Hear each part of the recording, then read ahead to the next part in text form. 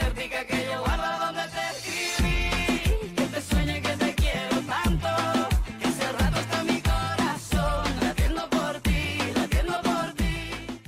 Hello friends, trendy days ఛానల్కు స్వాగతం.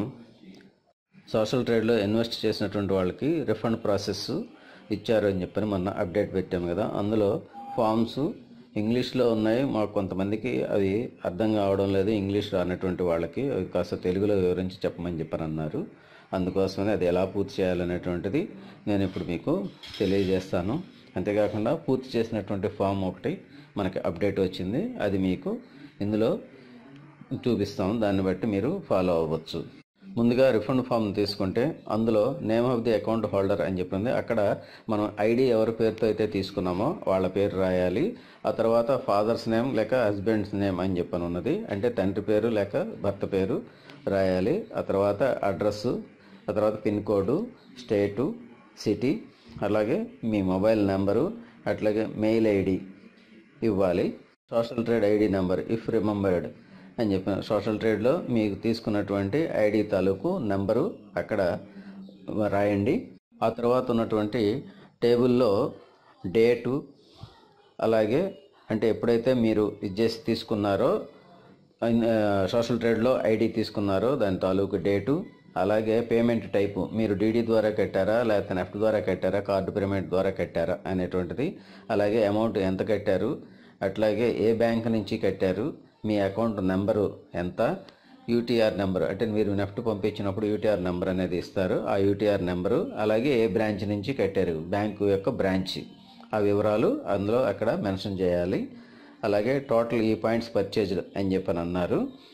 అవి ఈ పాయింట్స్ మీరు ఎంత పర్చేజ్ చేశారు అనేది ఇప్పుడు మనకి డిసెంబరు దీని వరకు కూడా 6,000 ఈ పాయింట్స్ ఇచ్చేసి ఇచ్చారు. జనవరి నుంచి 5,000 ఈ పాయింట్స్ అని చెప్పని ఇచ్చేశారు.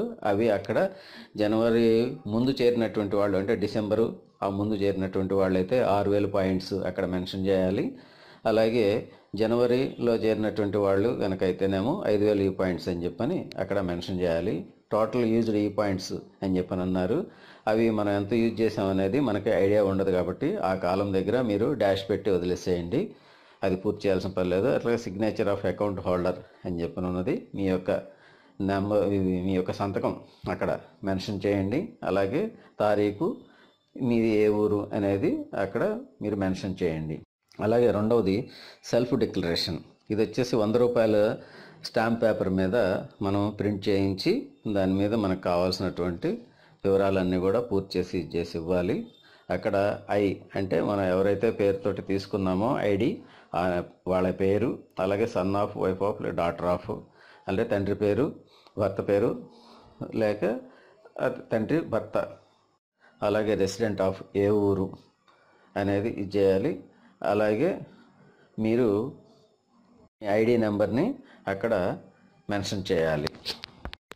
ఆ తర్వాత తారీఖు, ఏ ఊరు నుంచి మనం ఇది చేస్తున్నాం, మనది ఏ ఊరు అది ఎక్కడ ఇచ్చేయాలి. అట్లాగే name and signature of the person అని చెప్పని ఉన్నది, అక్కడ మీ యొక్క సంతకం అనేది చేయాలి. అలాగే మీ యొక్క పూర్తి పేరుని ఇంగ్లీష్ క్యాపిటల్ లెటర్స్లో అక్కడ రాయాలి. అలాగే థంబ్ ఇంప్రెషన్, మీ యొక్క బొటన్ వేలి ముద్ర కూడా వేయాలి.